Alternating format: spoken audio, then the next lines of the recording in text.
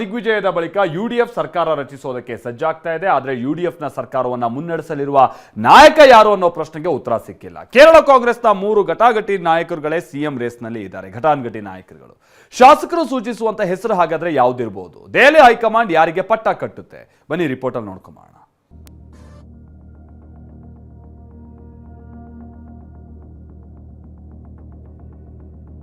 CM ಪಟ್ಟಕ್ಕೇರಲು Keralam ಕಾಂಗ್ರೆಸ್ನಲ್ಲಿ ಪೈಪೋಟಿ. CM ಕುರ್ಚಿ, ಮೂವರ ಟವಲ್, ಯಾರಿಗೆ ಒಲಿಯಲಿದೆ ಪಟ್ಟ?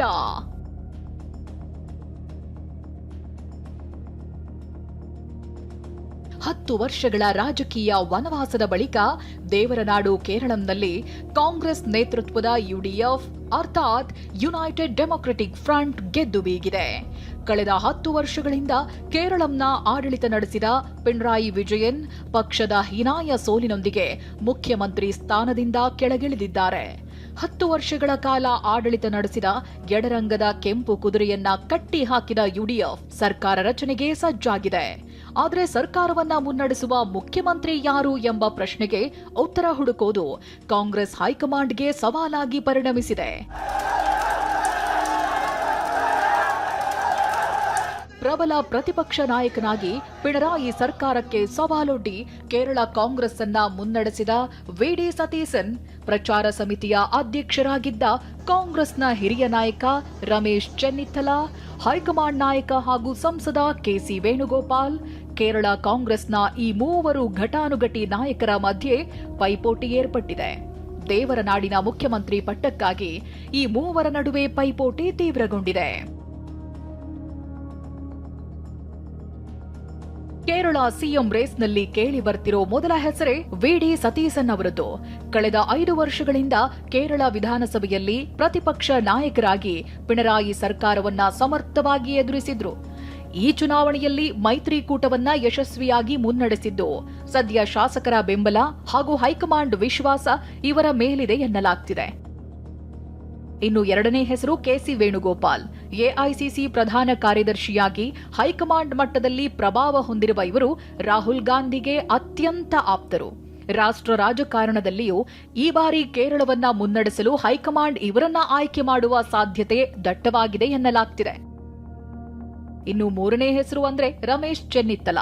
ಕಾಂಗ್ರೆಸ್ನ ಅತ್ಯಂತ ಹಿರಿಯ ನಾಯಕರಾಗಿರುವ ಇವರು ಮಾಜಿ ಗೃಹ ಸಚಿವರಾಗಿ ಆಡಳಿತ ನಡೆಸಿದ ಅನುಭವ ಹೊಂದಿದ್ದಾರೆ. ಹಿರಿಯ ನಾಯಕ ಎಂಬ ಕೋಟಾದಡಿ ಸಿಎಂ ಪಟ್ಟಕ್ಕೆ ಪೈಪೋಟಿ ನಡೆಸುತ್ತಿದ್ದಾರೆ.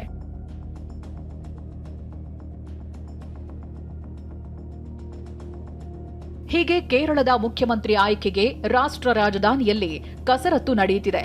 ನಿನ್ನೆಯೇ ದೆಹಲಿ ತಲುಪಿದ್ದ ಎಐಸಿಸಿ ಕಾರ್ಯದರ್ಶಿ ಹಾಗೂ ಮುಖ್ಯಮಂತ್ರಿ ರೇಸ್ನಲ್ಲಿರುವ ಕೆಸಿ ವೇಣುಗೋಪಾಲ್ ಹೈಕಮಾಂಡ್ ನಾಯಕರನ್ನ ಭೇಟಿಯಾಗಿದ್ದಾರೆ.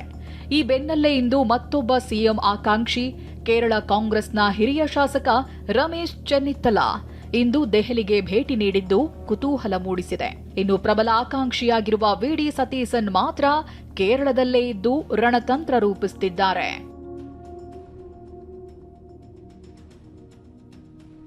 ಇಂದು ಎಐಸಿಸಿ ನೇಮಿಸಿರುವ ವೀಕ್ಷಕರು ಕೇರಳ ತಲುಪಲಿದ್ದು ನಾಳೆ ತಿರುವನಂತಪುರಂನಲ್ಲಿ ಕಾಂಗ್ರೆಸ್ ಶಾಸಕಾಂಗ ಪಕ್ಷದ ಸಭೆ ನಡೆಯಲಿದೆ.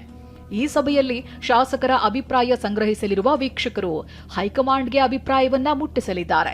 ವೀಕ್ಷಕರ ವರದಿಯ ಬೆನ್ನಲ್ಲೇ ಹೈಕಮಾಂಡ್ ನಾಯಕರು ಕೇರಳದ ಮುಂದಿನ ಮುಖ್ಯಮಂತ್ರಿಯ ಹೆಸರನ್ನ ಘೋಷಿಸಲಿದ್ದಾರೆ. ಈ ನಡುವೆ ಎಐಸಿಸಿ ವೀಕ್ಷಕರ ಮುಂದೆ ಷರತ್ತಿಟ್ಟಿರುವ ವಿಡಿ ಸತೀಸನ್ ಮತ್ತು ರಮೇಶ್ ಚೆನ್ನಿತ್ತಲ ಶಾಸಕಾಂಗ ಸಭೆ ನಡೆಸದೆ ನೇರವಾಗಿ ಸಿಎಂ ಘೋಷಿಸುವಂತೆ ಷರತ್ತಿಟ್ಟಿದ್ದಾರೆ ಎನ್ನಲಾಗಿದೆ. ಹಾಗಾದ್ರೆ ಆ ಷರತ್ತೇನು ಅನ್ನೋದನ್ನೇ ತೋರಿಸ್ತೀವಿ ನೋಡಿ. ಸಿಎಂ ರೇಸ್ನಲ್ಲಿರುವ ವಿಡಿ ಸತೀಸನ್ ಮತ್ತು ರಮೇಶ್ ಚೆನ್ನಿತ್ತಲ ಷರತ್ತು ಹಾಕಿದ್ದಾರೆ. ಶಾಸಕರನ್ನ ಒಬ್ಬೊಬ್ಬರನ್ನಾಗಿ ಭೇಟಿ ಮಾಡಿ ಅಭಿಪ್ರಾಯ ಸಂಗ್ರಹಿಸಬೇಕು.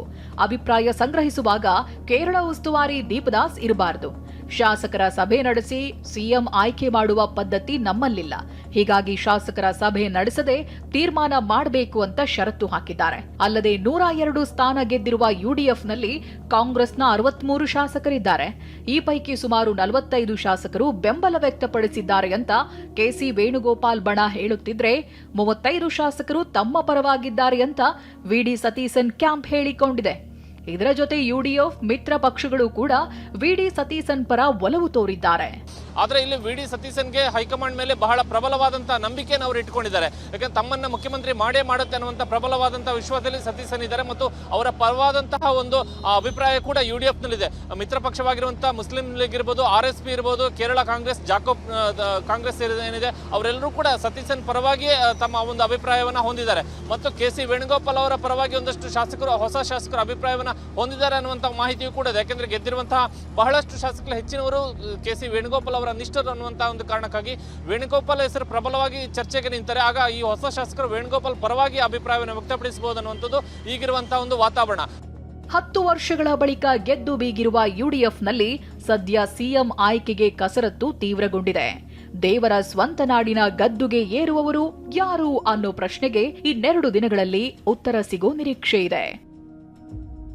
ಕಿರಣ್ ಹನ್ಯಡ್ಕ, TV9, ತಿರುವನಂತಪುರಂ.